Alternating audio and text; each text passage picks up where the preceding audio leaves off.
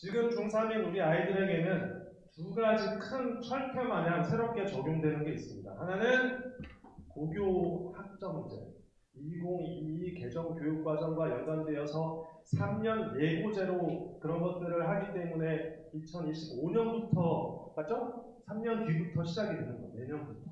개정 교육과정이라 함은 교과서가 이거 한번 써보시면 좋아요. 교과서가 싹 다 바뀝니다.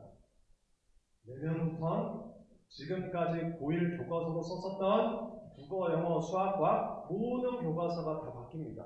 시험 대비 잘하려면 우리가 수업도 좋아야 하지만 자료도 좋아야 하죠. 자료가 좋기 위해서 보통 무엇을 많이 참고하죠? 기출문제. 내 학교의 기출문제뿐만 아니라 같은 범위의 같은 교과서의 타학교 기출문제 풍부하게 활용하고 조합해서 대응할 수 있거든요.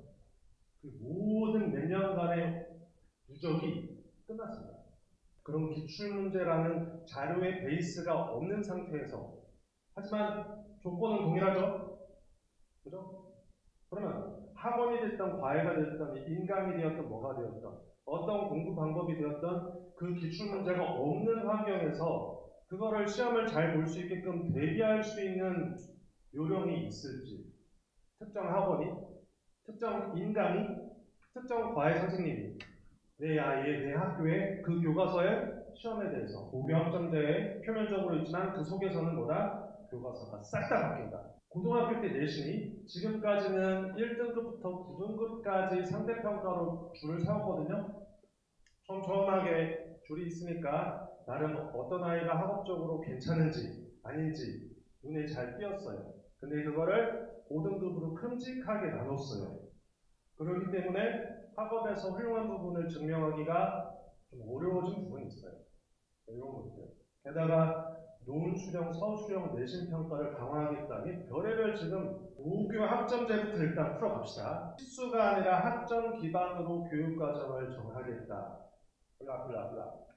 이거는 매년 교육과정마다 하는 얘기고 비판적 질문, 실용적인 그런 능력을 기르기 위해서 융합 선택, 진로 선택에도 도움이 되게 준비를 하겠다. 이건 매번 하는 얘기니까 고등학교 교육과정, 중등교육과정이라고 해요. 사실 고등교육과정은 대학교예요. 대학교. 어쨌든 고등학교 교육과정에서 어머님들께서 신경 써셔야 될 부분은 이 빨간색 박스 안에 있고요. 여기 아래 전문교과라는 부분 있죠? 이거는 펜이 있으시다면 가볍게 X 표시가 하시면 좋아요. 아니, 머리 복잡한데 신경 쓰고 지워야 될 건 지우고 보자고요. 이건 뭡니까? 특성화고에 갈 친구들이 배우게 될 교과 과정이에요. 공통 과목이 있는데 공통 과목 오른쪽에는 간단하게 고1 써보시면 좋아요. 고1. 물론 선택 과목을 고1 때 선택하는 경우도 있지만 보편적으로는 그렇습니다. 공통 과목은 고1. 그리고 선택 과목은 일반 선택, 진로 선택, 융합 선택이 있는데 자, 우리 아이들이 못 모르고 나의 진로를 위해서 과목을 선택할 때 학교에서 가정통신문과 함께 제출하게 하거든요. 신청하게 하거든요. 우리 아이들이 못 모르고 진로 선택 잔뜩 체크해가지고 융합 선택 잔뜩 체크해가지고 학교에 가져가서 실제로 그렇게 고등학교 과목을 수강하는 경우가 있어요. 이 부분은 X까지는 아닌데 진로 선택과 융합 선택은 세모 표시 한번 해주세요. 세모 표시. 왜냐하면 얘네들은 상대적인 내신 등급 1, 2, 3, 4, 5등급으로 나뉘어지지 않습니다. 그냥 A, B, C 정도로만 절대평가로만 나오기 때문에 대학교에서 반영할 때 이 과목에 대해서 실질적으로 학업적인 역량을 보장할 수 있는지 확인을 못하세요. 창의적 체험활동에다가 왕별표 한번 쳐주세요. 왕별표. 이건 뭐야? 수업인가요? 수업은 아니에요. 수업은 아니에요. 자, 생활 속 기록부라고 생기부 활동을 잘 해야 한다. 학교 성적 내신 등급뿐만 아니라 생기부 활동을 잘 해야지 수시 모집으로 대학에 잘 간다. 그거에 대한 게 이 왕별표를 친 이 녀석입니다. 학생회나 부서 활동 같은 자율 활동. 동아리는 당연히 아시다시피 동아리 활동이죠. 이공계 선호 현상 때문에 과학 관련된 동아리는요, 지원을 해도 들어갈 수 없습니다.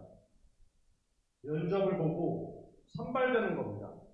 속된 말로 과학 시험 1등급을 받는 것보다 1학년 3월 중순 때, 몇 달 안 남았죠? 1학년 3월 중순 때 과학 관련 동아리에 들어가는 것이 더 힘들다라는 얘기까지 있어요. 그래서 저희는 면접을 준비시킵니다.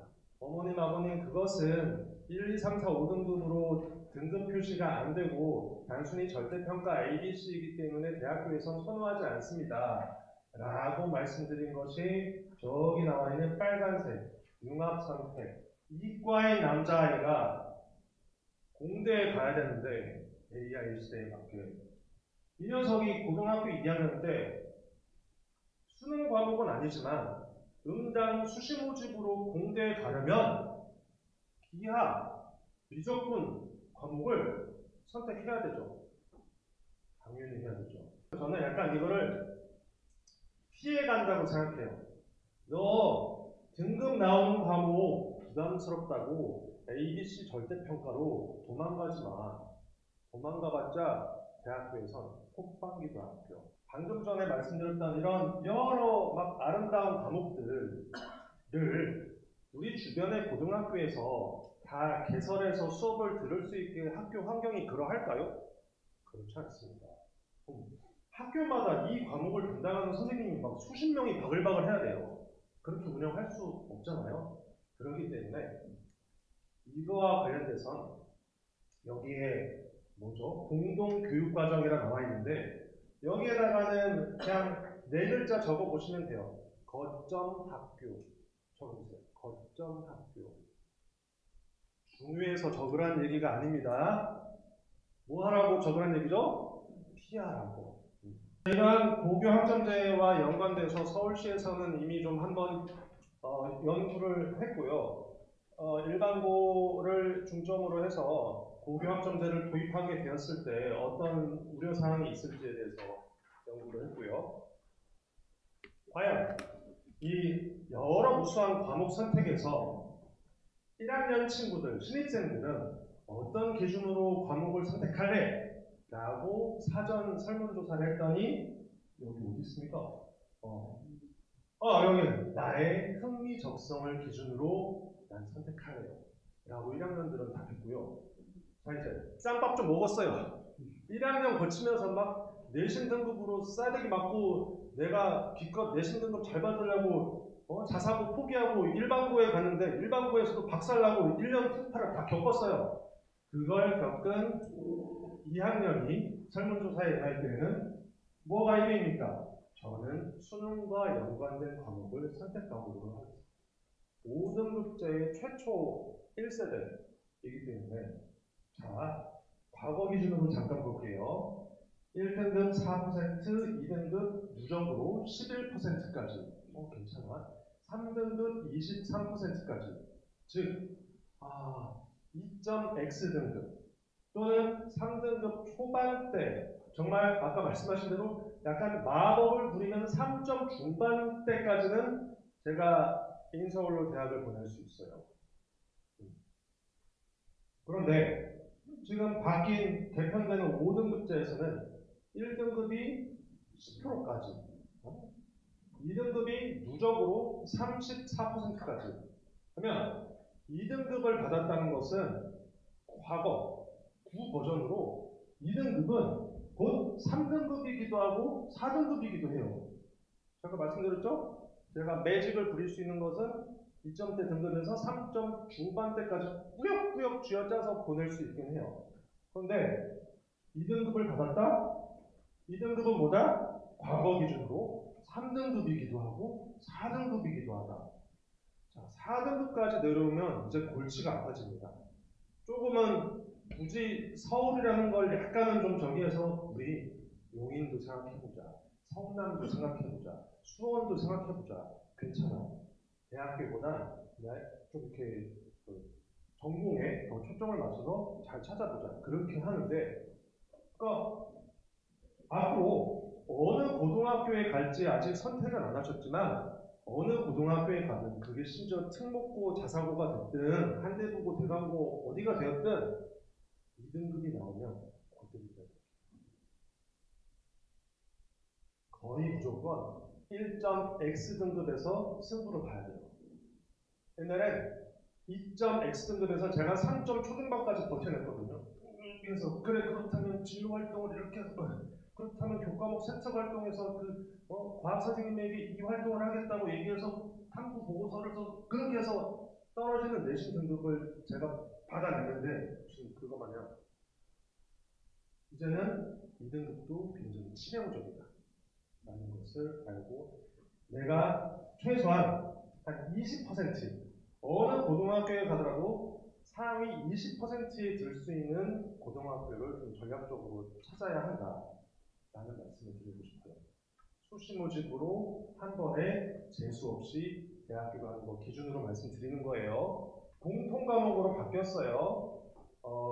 선택 과목, 화법과 작문, 언어와 매체 둘 중에 하나를 선택하는 거에서 이제는 피해갈 거 없이 다 포함됐습니다. 화법과 언어, 복서와 작문, 믹스 앤 매치로 다 섞었어요.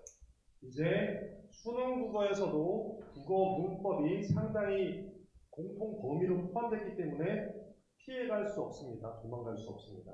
그리고 오케이 수능은 뭔 이야기예요? 알겠어요. 고등학교 1학년 내신에서도 국어 과목에서 변별력을 갖는 것은 국어 문법입니다. 우리 아이들이 그동안 중3 때까지 영수 해왔지 진지하게 국어 문법 공부한 적 있어요? 없죠. 기껏 우리 아들 잘 되라고 매삼비 있죠? 매삼비 하루에 3개씩 빈막 독서 독해를 풀리면 잘 될 거야 해가지고 막 그걸 막 예비 매삼비 그냥 매삼비 잔뜩 풀렸거든요? 근데 고1 내신 가서 국어 과목에서 박살나요. 왜? 국어 문법 공부를 하나도 안 했으니까. 맨날 영어 문법 투부정사, 동명사, 접속사, 관계대명사 배우다가 한 번도 안 배웠던 거를 아주 안 해요. 그래서 제가 다 미리 다 힌트를 드리고 있습니다. 그거를 저희가 7월 달부터 좀 준비를 하고 있고요. 오늘 한꺼번에 하는 힘드니까. 문과는 사탐을 선택한다. 이과는 과탐을 선택한다. 그것도 이제 끝났습니다. 문과가 됐던 이과가 됐던 모두가 누구나 공통 사회 과목을 보고 공통 과학, 통합사회, 통합과학으로 시험을 다 보게 됩니다. 아마 저랑 대충 세대가 비슷하다면 대충 기억나실 거예요. 수능 수학으로 이 과목만 보니까 누가 유리하겠어요? 그동안 수학을 잘 해왔던 이과 계열의 친구들이 잘하겠죠. 그리고 이 아이들이 어떻게 하죠? 그 수학을 잘했던 이과 아이들이 시험을 뭘 보죠? 사회도 보고 과학도 보죠. 그러면 수능 성적이 나왔을 때 점수가 애매해요. 그때 이제 그 이과 아이들이 뭘 하기 시작해요? 경영학과, 경제학과, 미디어 커뮤니케이션과에 침범하기 시작해요. 오, 괜찮아 보이는데? 니들은 나보다 수학을 못하는데, 점수는 내가 더 높고, 얼마든지 교차해서 지원, 다 박살 내려갑니다. 그것이 정시, 그것이 흔히들 얘기하는 재수판, N수판이라는 게 그렇게 좀 아니 우리 아이가 이렇게 주관적으로 생각해서 이렇게 쓴 건데 왜 이게 100점이 안 되냐고 사람 죽어날 겁니다. 그렇기 때문에 그러기 위해서라도 좀 객관적으로 판단할 수 있는 정형화된 답안은 필수일 것입니다. 고교 학점제는 사실 수능 상대평가가 아니라 수능 절대평가를 기반으로 두고서 했었던 교육 과정이에요. 그런데 과거에 2019년에 학생부 종합전형 생기부에서 무슨 석사 박사들이 대신 보고서 써주고 대신 무슨 스펙 쌓고 문제가 발생했잖아요. 그것 때문에 상위 16개 대학에서 반드시 정시 40%를 유지해라. 꼬인 거예요. 이게 정시를 유지해야지 공정성이 보장된다. 그런데 대전교육과정은 고교학점제와 함께 수능 절대평가를 해서 아이의 그 학업과 생기부 속의 내용을 가지고 했었고 그런데 막상 또 여기서는 그때 2019년에 누가 사고 쳐가지고 정시가 고정이 되면서 심지어 생기부 활동도 확 간소화를 시켰죠.